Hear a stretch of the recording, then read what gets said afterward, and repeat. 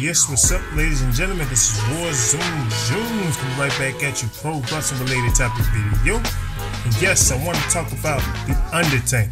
The WWE is having this thing on the WWE network called the Undertaker Week.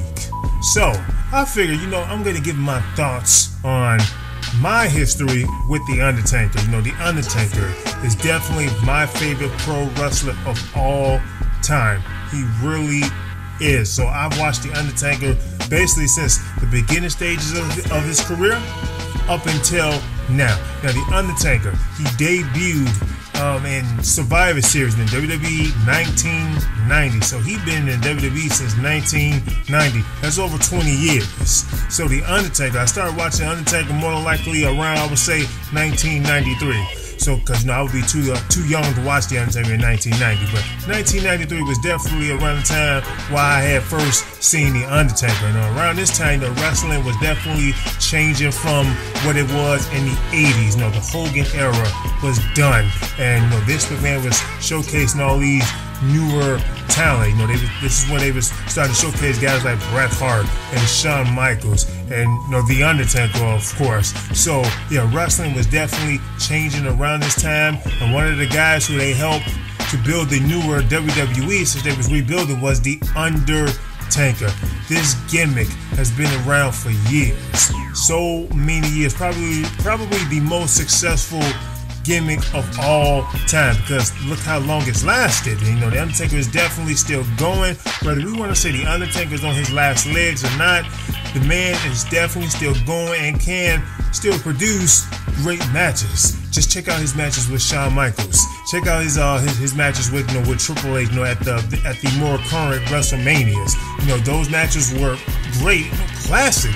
Really great matches. So even though the Undertaker was a big giant guy, most guys the Undertaker size didn't have any in-ring talent. Like most of those guys, they sucked. They wasn't that good. So you take guys like Psycho Sid, and you take a couple of other like really big, long, tall guys like that. They didn't have the athleticism of the Undertaker. Now, the Undertaker's real name is Marcus Calloway, from what I hear. Marcus Calloway was, like I said, he was just different. And since he was so different, you can see that with his in-ring wrestling ability. The Undertaker can actually fly over the top rope. Most big guys his size can't do that, and I don't think it's really actually done that really since him. So the Undertaker is a unique character. He was so damn unique, he became a big star within 1 year. He wrestled Hulk Hogan and became the champion within 1 year. And that's really unheard of, especially today. If you get a wrestler today, and nowadays wrestling, if a wrestler was to win a championship in 1 year, the fans would be pissed off. They were automatically booing. They won't accept it. They really won't accept it, especially if that wrestler is a babyface. But with the Undertaker, not only did the fans accepted it, it was believable. So he beat Hulk Hogan, the biggest star in the history of the business. Even said that today, still the biggest star in the business. One of the things that got me to like the Undertaker, especially when I was a kid, was that the Undertaker was definitely, he convinced me that he had powers. I'm talking about literally magical powers. Now, clearly the Undertaker didn't really have magical, mystical powers, but it just came across that way with some of the things that they was doing with this character. So I remember when he was feuding with Kane, and he'll do this thing where he just put his hand down like that. He'll drop his hand down like that, and all of a sudden I see this lightning bolt come out. It's like, whoa, how the hell did he do that? So of course, by me being a kid, clearly I'm really easy to trick. So that was one of the reasons why I definitely liked The Undertaker. So even when Taker was a heel, I still liked him. I still liked The Undertaker. I don't remember ever disliking The Undertaker, whether he was a heel or a babyface. It didn't matter. So Taker also had great feuds with different wrestlers, Shawn Michaels, their earlier feuds with, in the Attitude Era, his Hell in a Cell matches with him, also Mick Foley.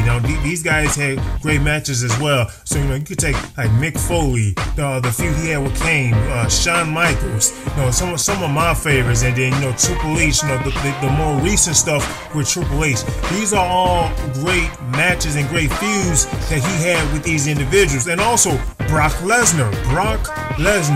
And these guys are having, or rather had, a great feud, and they claim that their last match was their last match, but we're gonna have to really wait and see, because that probably wasn't. But my point is, as old as the Undertaker is about somewhere in his early 50s, and he still can produce great matches here and there, still can produce great storylines here and there, and he is clearly a special attraction because we only see him here and there. So whether you want to say that the Undertaker doesn't have as much as he once did, which he clearly doesn't because he only wrestles here and there, he still can produce great matches and great storylines here and there. So the Undertaker is definitely a legend.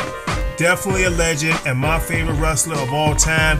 Definitely one of the greatest wrestlers of all time. Triple H, I've heard like guys like Triple H and a couple other wrestlers always say how well respected the Undertaker is. So he earned that. So it's not like he demanded it. No, people just gave it to him, and that's the best way to get respect when you earn it. You earn respect. So he definitely earned it. So the Undertaker, like I said, one of my favorite wrestlers of all time, and I enjoyed watching his career.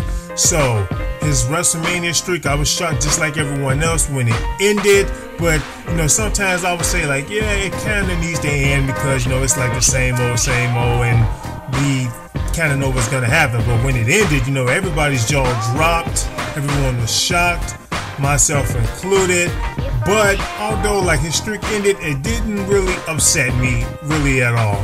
There was a point around the early 2000s where the Undertaker had changed his gimmick. He was the American Badass, and he had to change up everything. All of a sudden, he was this biker basically. So he was this American Badass who was a biker. He was wearing the leather pants, the leather vest, wearing sunglasses, and bandana over his head. Clearly a different Undertaker, not the dark, scary, dark Undertaker. That was clearly a different Undertaker, and I enjoyed that Undertaker also as well. But I remember at one point I was also wanting him to go back to the more Undertaker that we know now, the more traditional Undertaker, and eventually he did do that, and I was glad to see that happen because I like that Undertaker better, the dark Undertaker. And also I remember his music with who was it, Limp Bizkit, keep rolling.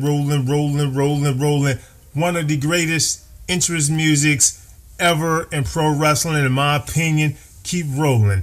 So this is Warzone Jones. That was just me giving some of my thoughts of my history with the Undertaker. If you haven't done so, please subscribe to my channel. I'm out. Deuces.